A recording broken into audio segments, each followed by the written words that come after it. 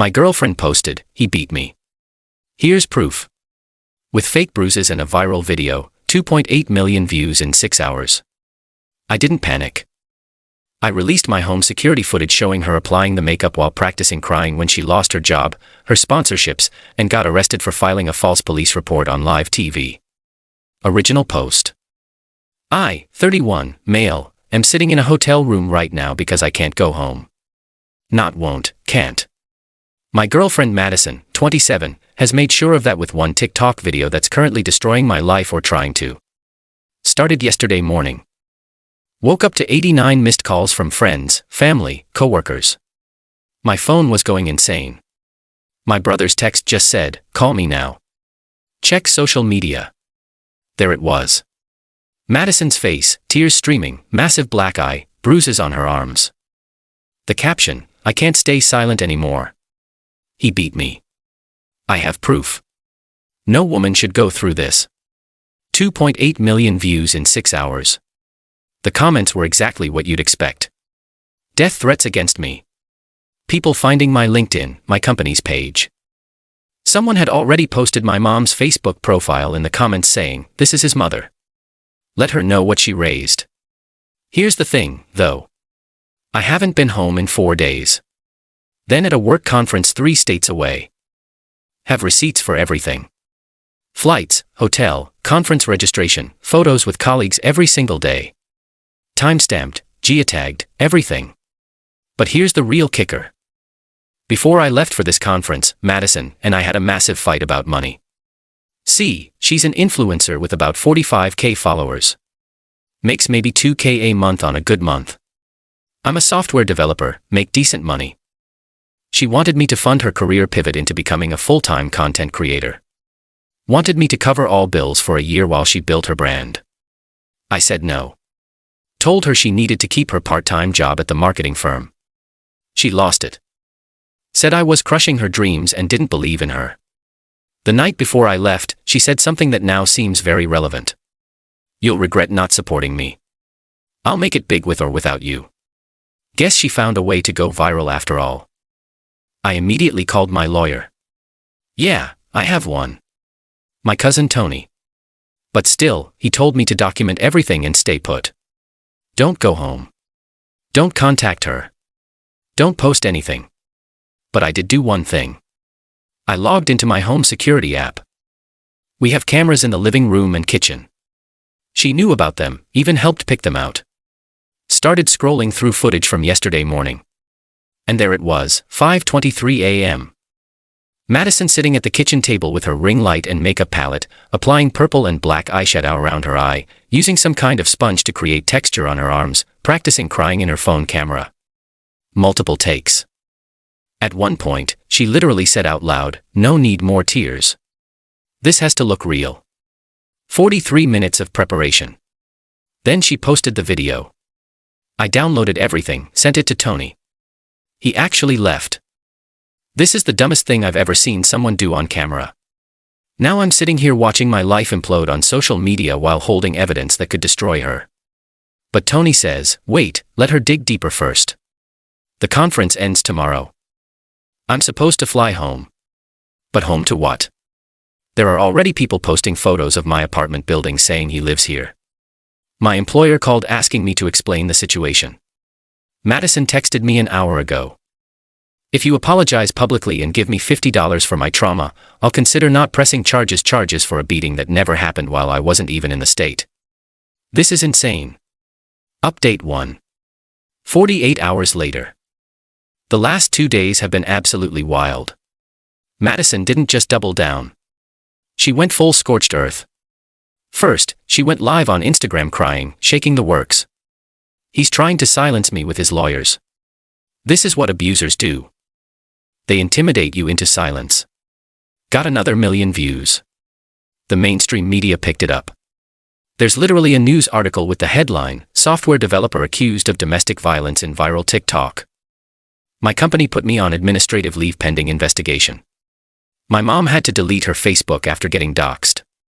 My landlord called saying other tenants were concerned about their safety with me in the building. But Madison made a crucial mistake. She filed an actual police report. Tony was ecstatic. She just committed a federal crime on paper. Beautiful. We went to the police station together. I brought conference registration and attendance records, flight receipts and boarding passes, hotel receipts showing continuous stay. 17 photos with timestamps from conference events. The entire Ring camera footage. The detective watched the makeup application video 3 times. His face was priceless. Ma'am applied bruise makeup while narrating what she was doing. Yes, sir. 43 minutes of it. He actually shook his head. In 20 years, I've never seen someone film themselves committing a crime this thoroughly. They tried calling Madison to come in for follow-up questions. She posted about it immediately. The police want to interrogate me. This is what happens when you speak up. They treat victims like criminals. Her follower count had exploded to 400K. Brands were reaching out for sponsorship deals. She started a Patreon for survivors that got 3,000 subscribers in a day at $10 a month. She was making $30 monthly off a lie. Then Tony had a brilliant idea. Let's give her more rope. He filed a civil suit for defamation, but deliberately made it look weak. Just asking for an apology and removal of the video. Madison's response was predictable. She hired some ambulance chaser who filed a countersuit for $500 for abuse, trauma, and attempted silencing of a victim. She posted the counterfeit papers online. He's suing me for speaking my truth. I'm fighting back. What she didn't know was that Tony had already sent the Ring footage to the detective, and the detective had already sent it to the DA. And the DA had already decided to press charges for filing a false police report, fraud, and cyberstalking. They were building a case while she was building a following. Yesterday afternoon, she did a podcast interview, a big one, 2 million subscribers. She told elaborate stories about years of abuse, how I isolated her from friends, how I controlled her finances, ironic considering she wanted me to fund her lifestyle, how this was the first time she fought back. The host asked, where was he when this happened? Madison hesitated for just a second. He came home drunk at 3 a.m. Gotcha. See, the Ring camera showed her leaving the apartment at 6 a.m. That morning, alone, uninjured, wearing the same clothes from the abuse video, but with no bruises yet. She forgot we had a camera by the door, too. Update 2. The collapse begins. Madison's lies started unraveling faster than she could spin new ones. First, someone on Reddit found old posts of hers from 2 years ago, bragging about taking a special effects makeup course for Halloween, complete with photos of her creating realistic bruises on friends. The Reddit detective brigade had screenshots before she could delete them. Then, my coworkers from the conference started posting without me asking. 12 different people posted photos and videos with me from the conference. Every single day timestamped. One guy even had a selfie with me at the hotel bar at 2:47 a.m. the night of the beating 1,000 miles away from Madison. But Madison didn't know when to stop. She escalated. She started a documentary with some YouTube filmmaker. Claimed she had hospital records and witness statements. She did interviews with 3 different podcasts in one day. Started multiple crowdfunding campaigns across different platforms. Her mom Diane got involved, posted this long Facebook rant about how she always knew something was off about me and how her baby girl finally had the courage to speak up. Said she was consulting with women's advocacy groups to get justice. That's when I released the first video, not the makeup one, just the door camera footage of her leaving that morning uninjured, singing along to music, doing a little dance while waiting for her Uber. Posted it with just the caption, morning of the incident. Note the timestamp. It got 500K views in 3 hours. The comments section was brutal. People started calling her out, but her supporters said it was edited or taken out of context or that I probably threatened her into acting normal. Madison's response was swift. She claimed I had hacked the footage, that it was AI, that I was technologically terrorizing her. She filed a restraining order request. The hearing was yesterday. Madison showed up with her makeup bruises reapplied. Fake crying the whole show. Her bargain bin lawyer argued I was harassing a victim through digital manipulation. Then Tony stood up. Your Honor, I'd like to submit Exhibit A through the whole alphabet. We had everything. The original Ring footage, the metadata proving it wasn't edited. The conference records, the flight manifests, the detective's report stating her injuries were inconsistent with any form of physical trauma. But the judge wanted to be thorough. Asked Madison directly, "Ma'am, when exactly did this alleged assault occur?" She said, 3 a.m. The judge asked how she knew the exact time. She said she looked at the clock. Which clock? The one on the stove. Tony pulled up the kitchen camera footage from 3 a.m. Kitchen was dark, empty. The stove clock actually showed 3:07 a.m. because we'd never fixed it after daylight savings. Madison started stammering. Her lawyer asked for a recess. The judge denied it. Then Tony dropped the bomb. "Your Honor, we'd like to show the full morning footage." 43 minutes of Madison applying fake bruises while narrating her process. The judge's face went from professional neutral to barely contained anger. "Miss Fitzgerald, are you aware that perjury is a felony?" Madison started actual crying then, not the practiced tears. The ugly crying of someone watching their scheme collapse. Update 3. The avalanche. The restraining order hearing was just the beginning. Within hours, someone had leaked the courtroom audio. Not sure who, but bless them. Madison stammering the judge's questions. Her lawyer's desperate objections, all of it. Madison tried damage control, posted a video saying the court system failed survivors and that she was being re-victimized by the patriarchy, but it was too late. The internet had turned. Then the DA's office made their move. They arrested her at her apartment. While she was on Instagram Live, she'd been ranting about corrupt systems when the police knocked. She kept filming, thinking it would help her narrative. "They're here to silence me. This is what happens when you speak truth to power." Officer's response was perfect. "Ma'am, you're under arrest for filing a false police report, fraud, and perjury. This is intimidation. Ma'am, you have the right to remain silent." The live stayed up for 20 minutes before someone at Instagram killed it. But screen recordings were everywhere within seconds. The charges were serious. Filing a false police report, misdemeanor. Perjury, felony. Fraud over $30,000, felony. Cyber harassment, misdemeanor. Bail was set at $50. Her mom, Diane, posted it, putting up her house as collateral. That's when Madison's supporters started finding inconsistencies in her other stories. Turns out she'd claimed to be a survivor before. 2 years ago, she accused a coffee shop manager of assault when he fired her for stealing tips. That case was dropped when security footage showed her taking money from the jar. 3 years ago, she claimed a professor harassed her. Investigation found she'd never even taken his class. The pattern was clear. Madison had a history of false accusations when things didn't go her way. The brands that had reached out for sponsorships gone. The Patreon supporters demanding refunds. The documentary filmmaker posted a statement distancing himself from the project. But Madison wasn't done. She went nuclear. She called a press conference, actually got a local news station to show up. Stood there with her mom and her lawyer, claiming this was all a conspiracy, that I'd paid off the police, the judge, everyone. That the footage was deep-faked using my tech connections. Then a reporter asked the killer question. "Miss Fitzgerald, if the footage is fake, can you explain why your own Instagram shows you posting the original video at 6:15 a.m. after the timestamp of you applying the makeup?" Dead silence. Her lawyer tried to jump in, but Madison had already started talking. "I had to reapply it for the video because the lighting." She just admitted to applying the makeup on live TV. Her lawyer literally face-palmed. Update 4, The Reckoning. After the press conference disaster, Madison's lawyer dropped her. Just straight up quit, filed the papers that same day. Madison had to get a public defender for the criminal case, but she still tried to salvage her image. Started posting about how the system abandons women and how she was being martyred for speaking out. Then Tony made his move in the civil case. "See, while everyone was focused on the criminal charges, we've been building a defamation case, not just for the emotional damage, but for quantifiable losses. Lost wages from unpaid leave, $8,500. Therapy costs, $2 and $400. Hotel costs while I couldn't go home, $1,800. Legal fees, $15,000. Security system for my mom's house after doxing, $3,200.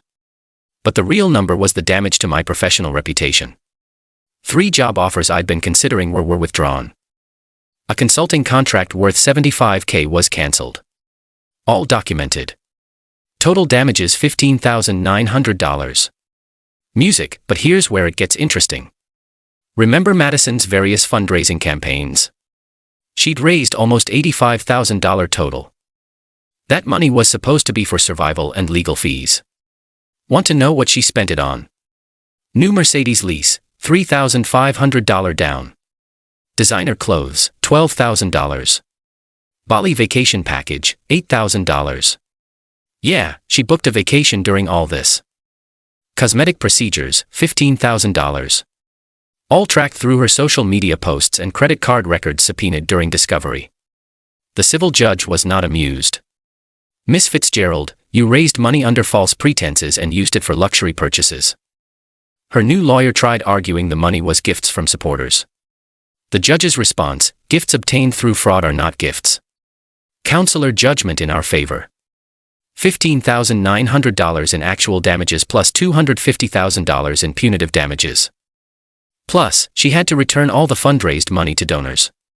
Madison posted one last video crying about the injustice. It got ratioed into oblivion. Comments were just people posting screenshots of her makeup application video. Update 5, Criminal Trial. The criminal trial was almost anticlimactic. The DA had everything. The ring footage, her confession on live TV, the pattern of false accusations, the fundraising fraud. Madison took a plea deal. 18 months in prison, 3 years probation, and she had to register as a vexatious litigant, meaning she needs court permission to file any future lawsuits. But the best part was the elution. For those who don't know, that's when the defendant has to admit what they did in detail. Madison had to stand up in court and say, on date, I knowingly applied makeup to simulate injuries. I then posted a video falsely claiming my boyfriend had assaulted me. I knew this was false as he was in another state at the time. I filed a false police report and committed perjury during the restraining order hearing. Someone was courtroom sketching. Her face as she admitted it all became a meme within hours. Her mom Diane tried one last play, went on a podcast claiming I'd manipulated the justice system and that Madison was coerced into a false confession. The podcast host fact-checked her in real time. It was brutal. Pulled up the footage, the timeline, everything. Diane ended up walking out mid-interview. Madison reported to prison last month. Her Instagram was banned. TikTok banned. Twitter banned. She's essentially unpersoned from social media. Final update. It's been 3 months since Madison reported to prison. I'm writing this for my new apartment. Had to move because the old building was too associated with the drama. The civil judgment stands, but I'll never see most of that money. Madison's broke. Owes restitution to donors and has massive legal debt. I got the Mercedes they seized. Sold it. Recovered about $20. Better than nothing. My job brought me back with back pay and an apology. The company actually implemented new policies about handling social media accusations against employees. Basically, they investigate before taking action. Now, small win, I guess. The 3 job offers that were withdrawn, one company reached back out, offered me the position plus a 20% bump for the inconvenience. I took it. Fresh start. My mom's doing okay. She reactivated Facebook but keeps it private now. Still gets the occasional nasty message from Madison's remaining supporters. Yeah, she still has some people who think this is all a conspiracy. Can't fix stupid. Madison's dad reached out to me last week. Haven't heard from him in the 2 years Madison and I dated. They're estranged. He apologized for his daughter and said he'd warned her mom years ago about Madison's lying. Said she'd been doing this since high school, making up stories, playing victim, destroying people who crossed her. He testified at the trial about her pattern of behavior, which helped establish this wasn't a one-time thing. Tony framed the courtroom sketch of Madison's confession, hangs in his office, says it's his favorite piece of art, uses the case as a teaching example for other lawyers about the importance of digital evidence. The wildest aftermath. I got contacted by a documentary crew, legitimate one, not YouTube. They're doing a series on false accusations in the social media age. Interviewed me for 3 hours. They have everything. The footage, the court documents, interviews with the detective, comes out next year. Also been contacted by 3 other guys who dated Madison in the past. All have similar stories. One guy from college showed me texts where she threatened to ruin his life if he broke up with her. He stayed an extra 6 months out of fear. Another guy had to transfer schools after she spread rumors about him. We have a group chat now. It's therapeutic. Weird as that sounds. Madison's due for release in 11 months with good behavior. She'll have to do 100 hours of community service specifically related to helping actual domestic violence victims. The irony isn't lost on anyone. Her mom, Diane, still posts about her wrongfully imprisoned daughter. Still claims I'm some criminal mastermind who orchestrated all this. Lady, I'm a software developer who can barely orchestrate matching socks. I just had cameras and receipts. Here's what I learned. 1. Always have security cameras. Always. 2. Document everything. Every trip, every receipt, every interaction. 3. When someone threatens to ruin your life, believe them and prepare accordingly. 4. Don't engage on social media, let lawyers handle it. 5. The truth eventually comes out, but it might cost you everything first. To anyone facing false accusations, get a lawyer immediately. Don't try to reason with someone willing to lie to destroy you. They've already shown you who they are. And to Madison, if you're reading this from prison, you played a stupid game and won stupid prizes. You could have just accepted no to funding your influencer dreams. Instead, you destroyed your own life trying to destroy mine. Cool story for your fellow inmates, though, I guess.